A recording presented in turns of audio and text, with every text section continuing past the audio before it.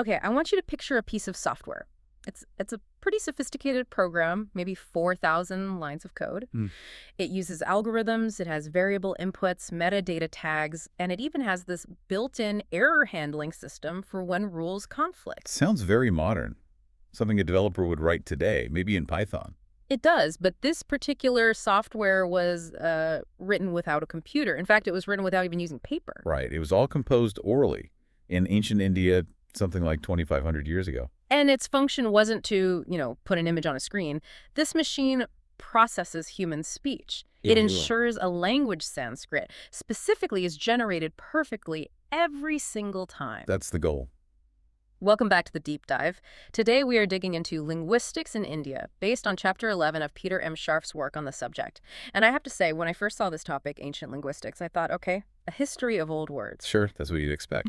But Scharf is arguing for something so much bigger. He's saying these ancient scholars weren't just studying language. They were engineering a generative machine to describe it. And that is the absolute core distinction. When we learn a new language, we memorize phrases, where's the library? Things like that. We're pattern matching. Right. What Scharf describes here, the culmination of it being the grammarian poeni, is completely different. They weren't building a phrase book. They built an engine.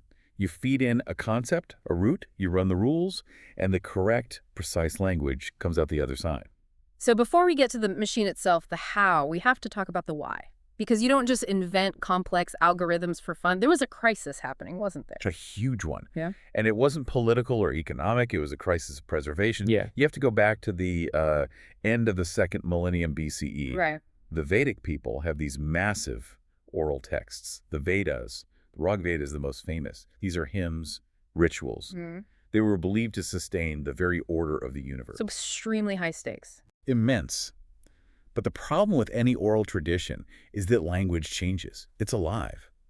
So over hundreds of years, the way people actually spoke, the vernacular, it just drifted. It drifted away from the classical language of the hymns. So it's kind of like if we tried to read Beowulf today without any training. You might recognize a word here or there, but the rhythm, the actual meaning, it's obscure. It's exactly that. But for them, it was much worse. I mean, if you mispronounce a word in conversation, it's just a little embarrassing. Sure. If you mispronounce a sacred word in a Vedic ritual, you could invalidate the entire ceremony. You could actually break that connection to the divine. So by the first millennium BCE, they realized their own priests could no longer intuitively understand or pronounce their own most sacred texts. They needed a way to freeze the language, to preserve it in amber. That's a great way to put it. They developed what's called the Vedoga, which means limbs of the Veda. 6 auxiliary disciplines designed to support the texts. And 4 of them were purely linguistic. What were they? You had metrics, etymology, phonetics, and grammar. Okay, let's start with etymology, or nirupta. The source brings up a scholar named Yaska, and he gives a very human, very relatable reason for writing his book. He says, recent sages were tired of teaching. It's a fantastic line, isn't it? It just shows you that generational gap. The students just weren't getting it, and the teachers were burning out. Uh-huh. I can imagine. So Yaska realized they needed a system, a way to explain what all these archaic words actually meant, or the knowledge would be lost for good. And his method was to derive nouns from verbs, right? To find the action inside the object. Yes, derivation. That is the key concept. Yaska's whole theory was that nouns come from verbal roots. Names come from actions. Can you give us an example? Sure. So take the Sanskrit word sitam, which means mind. Yeah. Yaska derives it from the root sit, which means to know or to perceive. So the mind isn't just a thing. It is literally that which knows. Oh, that's interesting. The source also mentions vio for branches. Right, from the root V, which means to move. Because they move in the wind. Or because they move outward from the trunk, they spread. The exact reason might be up for debate, but the principle is the same. The thing is defined by what it does. Now, Scharf points out this wasn't universally agreed upon. There was a big debate. A huge debate between Yaska and another grammarian, Gargya. Yaska was following a guy named Kakayana who believed all nouns come from verbs. Every single one. All of them. That seems like a stretch. And that was Gargya's point. He basically said, no, that's ridiculous. Some words just are. They're conventional. If you try to force an etymology on every word, you end up with some really silly, convoluted explanations. I can see that. I mean, driver comes from drive. That makes sense. But trying to find the verb inside the word rock, You might be overthinking it. That was precisely Gargi's argument. Mm. But the tradition mostly sided with Yaska. They wanted that root logic. So you have the meaning, but before you can analyze meaning, you have to get the sound right. This brings us to phonetics, or Sika. Right. And this part is just mind-blowing. It really is. I expected them to just say, pronounce this clearly. But the physiological analysis they were doing, it feels so modern. They were mapping the human mouth. It was incredibly rigorous. They had these textbooks called Tratishakyas, and their job was to turn a word-by-word recitation, which is easier to memorize, back into the continuous flowing recitation of the ritual. And to do that, you have to understand exactly how a sound is made. And they were measuring things. The source talks about the mora. Yes, the mora is a unit of time. Think of it like a beat in music. A short vowel is 1 mora, a long vowel is 2, a prolonged one is 3. They understood that the timing isn't just rhythm, it actually changes the weight and meaning of a word. And they analyzed the place of articulation? Oh yeah, they mapped out the entire vocal tract, sounds made at the root of the tongue, the palate, the teeth, the lips, and they distinguished all of it. Okay, let's make this real for a second. The source says they could distinguish between a dental and an alveolar position. Okay, try this right now. Say the word with. Feel where your tongue is at the end. It's right up against the back of your top teeth. That's dental. Right. Now say the word top.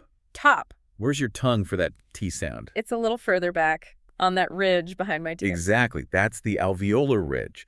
Now, in English, we basically treat those as the same 2 sound. If you swap them, you just have a bit of an accent. Sure. In the Vedic tradition, that tiny difference was categorized, defined, and strictly enforced. They even identified something called apinadana, unreleased stops. That's where you stop the sound but don't, pop the air out. Exactly. Try saying hot top. Hot top. Yeah, the T in hot doesn't explode. It just cuts off the vowel. That little silence, that held breath, that's an abhihana. They cataloged it 2,500 years ago. They also cataloged yama, these tiny nasal transition sounds you get between certain consonants. And then a scholar named Epishali took it even further. A.P. Shelley is unbelievable. He basically anticipated modern phonology. He classified sounds, not just by how they sound, but by the active articulators you use to make them. He broke them down into their component features: voicing, aspiration, point of contact. It's so similar to the feature analysis that Morris Halle made famous in the 20th century. So it's like discovering the periodic table of elements, but for human speech sounds. That's a perfect analogy. Absolutely perfect. Okay, so we have the roots from etymology. We have the atoms, which are the sounds from phonetics. Now we need to build the molecules. We need grammar. And this is where Patini comes in. Patini, 4th century BCE. He is the absolute titan of this entire field. His work, the Adhyayi, the 8 chapters, about 4,000 rules. And this is where that computer code comparison gets very real, because 4,000 rules is a lot to memorize, especially with no books. It's impossible unless you have a system. So Patini was obsessed with brevity. He had to compress the data. And one way he did that was with anubandha, or markers. The source calls them letters. How do those work? Okay, imagine a verbal root. Patini attaches an extra letter to it, let's say a K. Now that K is not part of the word. You never pronounce it. It's a tag. So it's metadata. It's exactly metadata. It's an instruction to the user that says, hey, when you use this root, a specific rule applies. For example, you have to prevent the vowel from getting stronger. Then once you've applied the rule, the marker is deleted. It just vanishes. Wow. And he also completely reorganized the alphabet with the Sutras, right? Yes. Yeah. Our alphabet, A, B, C, D, it's pretty arbitrary. Patini rearranged all the sounds based on their acoustic properties. He did it to create shortcuts. How does that create a shortcut? It lets him use variables. So he groups all the simple vowels together, all the semivowels together, and so on. That way, instead of writing a rule that says, if you have an A, O or an E, or R and I, O or an U. Which is super long. Right. He can just say, if you have an IK becomes a code word for that specific group of sounds. That's brilliant compression. He's defining a variable. Let X equal this entire list of sounds. And that saved thousands upon thousands of syllables over the course of the oral recitation. Okay, I have to see this machine run. The source gives a great, simple example. Theodore Cooks. In Sanskrit, Devadatta Pakati. Walk us through how Patini's system builds that one verb, Pakati. Let's run the program. Step 1, your inputs. You have the semantic concept to cook, which gives you the root pack, Okay. and you have the speaker's intention. This is happening now in the present, and it's an active agent doing it. So cook plus present tense? Exactly. The system first assigns an abstract suffix that means present tense. Pekin calls this lat. So in the machine, our string is now pack plus lat, but lat is just a placeholder. It's a variable. It's a variable. So now the machine runs its checks. Is this active voice or passive? Is the agent singular, dual, or plural? Is it first, second, or third person? It's a series of Python statements. Precisely. If ifectage, end singular and third person, then the program replaces the variable lat with a specific concrete termination t. So now we have pack plus ta, pack t. Almost. The machine's not done.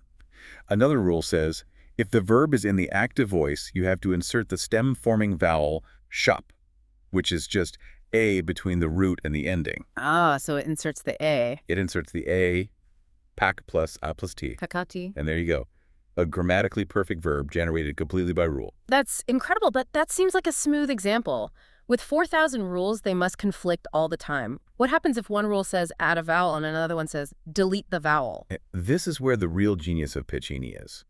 He built a conflict resolution hierarchy right into the system. It's the operating system for the grammar. Okay. So one principle is the specific beats the general. If Rule A applies to all verbs everywhere, but Rule B applies only to this very specific class of root, Rule B wins. It's more specific. That's just good logic. Then there's a concept called bleeding. Bleeding. That sounds messy. It does. It just means that if applying one rule changes the word in a way that removes the conditions for another rule to apply, the first rule takes precedence. It bleeds the second rule of its power. The order of operations is critical. And if it's still a tie? If two rules are equal in scope and power, the traditional interpretation is the later rule principle. Whichever rule appears later in Piccini's ordered list of 4,000 rules, that's the one that wins. So he actually indexed them by priority. That's the idea, yeah. Although later scholars like Patanjali would argue it wasn't just the number, but about which rule was most desired to achieve the final meaning. So there was still a bit of human interpretation of the code. And that brings us to meaning. We've built the word, but how does the word connect to the world? The source talks about carakas. Carakas, yes. We usually translate them as grammatical cases, like nominative, accusative, and so on. But caraka is deeper. It really means thematic role. What does that mean? It describes the semantic relationship between a thing and the action. So you have the agent, the doer, the object, the thing being acted upon, the instrument, the tool you use. But the source brings up another concept here, vivak, or speaker's intention. And this implies it's not just about objective reality. So this is my favorite part of the entire system. The grammar doesn't just describe what is. It describes how the speaker chooses to see what is. What do you mean? Okay, the classic example is cooking rice in a pot. Objectively, the cook is the agent. The pot is the instrument. The rice is the object. Right. The cook cooks rice in the pot. Seems straightforward. But Sanskrit grammar allows you to shift your perspective. It allows you to say, the pot cooks. The pot cooks. But a pot can't. It can't decide to cook. It's not an agent. Physically, no. But if you, the speaker, want to emphasize how great this pot is, maybe it heats up really fast and does a fantastic job, the grammar lets you promote the instrument, the pot, to the role of agent. The Karaka system is flexible enough to map your psychological focus. So the code isn't just rigid logic. It has a user interface that responds to what I want to emphasize. It maps the mind, not just the world. Exactly. There you go. And that leads to the final step the source covers. Yeah. The actual philosophy of language. Right. By the 5th century CE, you have thinkers like Hurtari who are asking even deeper questions.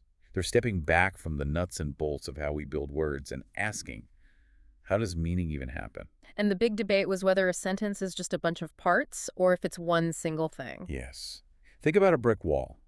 Is the wall just a collection of individual bricks? Or is the wall a single entity that we only perceive through the medium of bricks? The grammarians had spent centuries analyzing the bricks, the roots, the suffixes. But Hurtari argued for something called sphota. Sphota, which is something like a burst or a flash. Exactly. His idea was that meaning arrives in an indivisible flash of insight.